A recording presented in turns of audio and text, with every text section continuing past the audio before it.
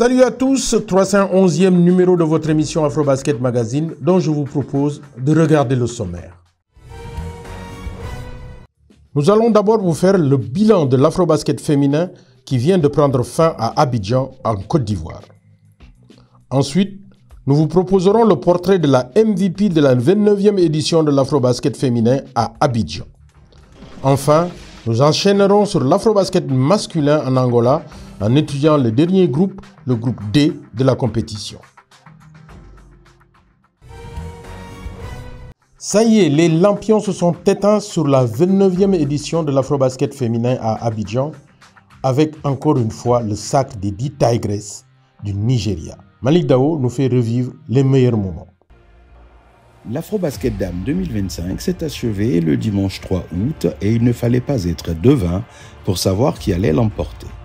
Malgré une préparation chaotique, les 10 Tigresses du Nigeria, comme une équipe en mission, ont remporté leur 5e titre d'affilée. Si les championnes en titre ont dû s'employer sur certains matchs, comme contre le Mozambique en phase de poule, le Sénégal en demi-finale et le Mali en finale, dire qu'elles ont roulé sur la compétition est un euphémisme. My queens, without them, nothing's possible. They go through so much things. They are the definition of a true professional. This is what they do, all right? And I'm glad that they can be able to reap the benefits of their work. Avec presque le même effectif qui a atteint les quarts de finale des JO de Paris 2024, plus le retour de Victoria McCauley, les protégés de la coach Rina Wakama étaient sûrs de leur force et n'ont eu de cesse de clamer qu'elles sont venues pour dominer. Une défense solide avec une Ezine Kalou en chef de meute et le duo Palace Kounaï, Moujanatu Moussa qui assurait la protection de la raquette. Une attaque flamboyante où on a pu admirer le jeu en percussion de Promise Amou Kamara, l'adresse d'Elisabeth Balogun et d'Emi Okonko par ailleurs, MVP de l'Afrobasket pour la seconde fois d'affilée, les Nigérianes paraissaient globalement intouchables. Meilleure attaque du tournoi avec 77,6 points par match, le Nigeria a aussi brillé dans tous les autres compartiments statistiques. 7 titres africains au total, dont 5 d'affilée. Les 10 Tigresses n'ont plus perdu un match d'Afrobasket depuis maintenant 29 rencontres consécutives et représenteront l'Afrique à la Coupe du Monde l'année prochaine. Le Mali, vice-champion d'Afrique, n'aura finalement perdu que contre le Nigeria en finale, soit 4 victoires pour une défaite. Les Maliennes ont montré de très belles choses dans le sillage des leaders, comme Sika Kone, Djeneba Ndiaye ou Rokia Doumbia. Sira Tienou, Alima Dembélé et Mahama Sissé sont des talents qui augurent d'un futur prometteur pour le Mali. On peut être fier des filles de ce qu'elles ont fait, mais on est quand même déçus pour elles parce qu'on aurait souhaité qu'elles aient le trophée. Le Soudan du Sud, surprenant 3e pour une toute première participation, fut une belle découverte pour le public du Palais des Sports de Treichville à Abidjan, en Côte d'Ivoire.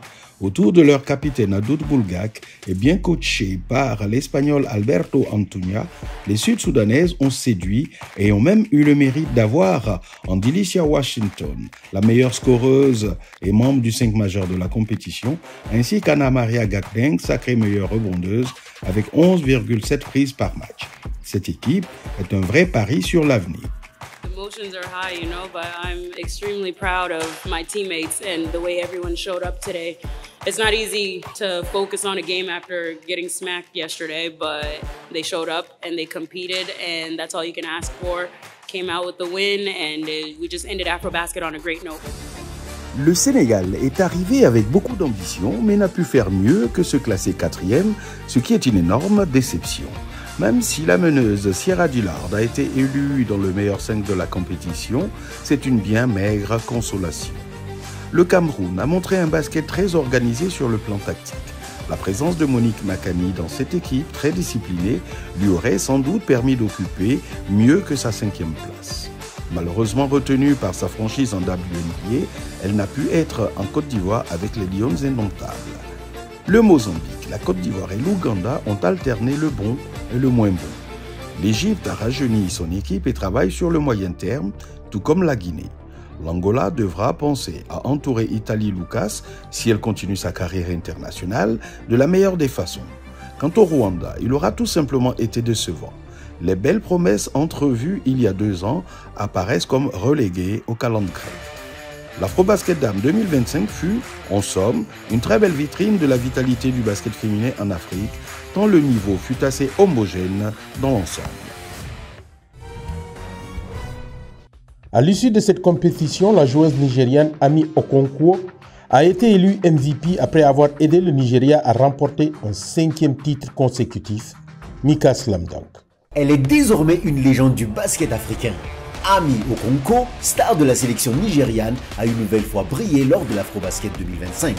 En finale face au Mali, la joueuse de 29 ans a livré une prestation de haut niveau, 19 points et 9 rebonds, et une présence constante dans les mots-clés du match. Résultat, victoire 78-64 pour les Tigres, qui décrochent leur 5e titre continental consécutif. Et pour la 2e fois d'affilée, Ami Okonkwo est élu MVP de la compétition. Une performance qui lui permet de rejoindre des icônes du basket africain comme la sénégalaise Aya Traoré et l'angolaise Nassisela Mauricio. Elle aussi doublement récompensée. La prochaine étape, égaler voire dépasser le record de la sénégalaise Mamemati Bengue, seule joueuse à avoir été sacrée MVP à 3 reprises. Pourtant, le début du tournoi d'Ami Okonkwo ne laissait rien présager d'un tel aboutissement. Lors des 2 premiers matchs de poule, elle peine à trouver son rythme. Seulement 9 points et 4,5 rebonds en moyenne, avec une performance décevante face au Mozambique, 8 points à 4 sur 14 au tir, dont un 0 sur 4 longue distance. Mais dès les phases à élimination directe, tout change. En quart de finale contre le Cameroun, elle élève son niveau, 18 points et 6 rebonds. En demi-finale, c'est le Sénégal qui subit sa montée en puissance, 15 points et 6 rebonds et une domination physique de tous les instants.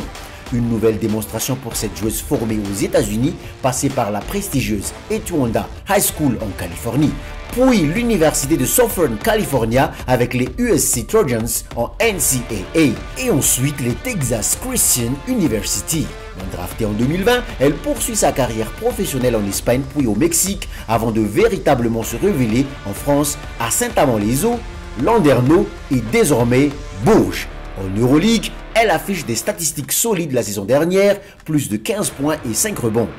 En sélection, elle ne cesse de progresser. Présente aux Jeux Olympiques de Tokyo en 2020, puis à Paris en 2024. Elle s'est illustrée avec des moyennes de 11 points et 5 rebonds, notamment un match remarquable contre les États-Unis en quart de finale, 17 points et 7 rebonds. À 29 ans, Ami Okonkwo est au sommet de son art et l'histoire, elle, est encore loin d'être terminée. I want some hardware.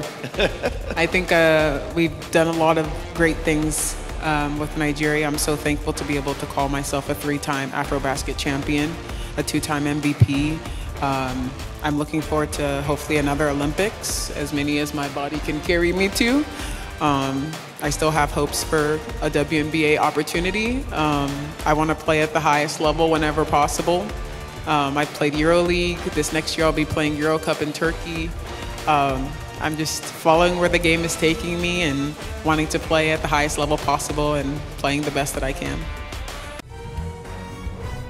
Après Abidjan, en route maintenant pour Luanda et Namib en Angola. Pour l'Afrobasket homme, Antoine Bell nous présente le dernier groupe de la compétition, le groupe D. L'Afrobasket 2025 se déroulera du 12 au 24 août à Luanda et Namib en Angola. Après tirage, voici la configuration des groupes lors de cette fête du basketball africain. Le groupe D est constitué du Sénégal, de l'Égypte, du Mali et de l'Ouganda.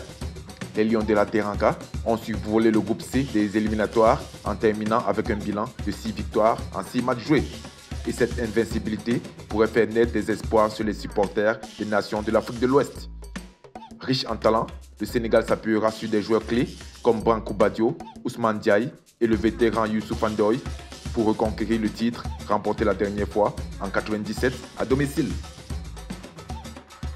Équipe en constante progression, le Mali cherche à s'imposer face aux géants du groupe et à atteindre les phases finales. Le meilleur résultat de cette nation du Sahel étant une 3e place obtenue en 1972. Depuis, le Mali est resté dans l'ombre. Les Aigles ont terminé les qualifications avec un bilan de 3 victoires et 3 défaites. Ils devront donc compter sur des joueurs comme Aliou Diarra, Mahaman Koulibaly, Sirman Kanouté, Ibrahim Diambo et Benke Diarouma. Avec 5 titres à son actif, l'Égypte est l'une des nations les plus titrées du continent. Les Égyptiens veulent mettre fin à 42 ans de disette en matière de trophées à l'Afrobasket. Les vainqueurs de 83 ne figurent toujours pas parmi les favoris de l'Afrobasket. Pour mettre leur plan à exécution, les Égyptiens auront besoin de leaders comme Ihab Amin, joueur de Al-Ali, Anas Mahmoud, joueur de Al-Ittihad, sans oublier Assem Marey, Amzahran et Marwan Saran. Considéré comme un outsider, l'Ouganda a montré des signes de développement prometteurs qui pourraient créer la surprise. Cette nation d'Afrique de l'Est a été quart de finaliste en 2021 et espère dépasser ses attentes. Ses joueurs clés sont Robinson Opon, Deng John et Ismael Wainwright, ex-joueur NBA. Faire mieux qu'en 2011 lors de leur première participation à l'Afrobasket. Tel est l'objectif de Madagascar, logé dans le groupe B à Luanda. Pour cela, rien n'a été mis de côté lors de la préparation, ni qu'à slam dunk. Madagascar, sous l'appellation des Onkwai, fait son grand retour sur la scène du basket africain. Retrouvons l'Afrobasket pour la première fois en 14 ans.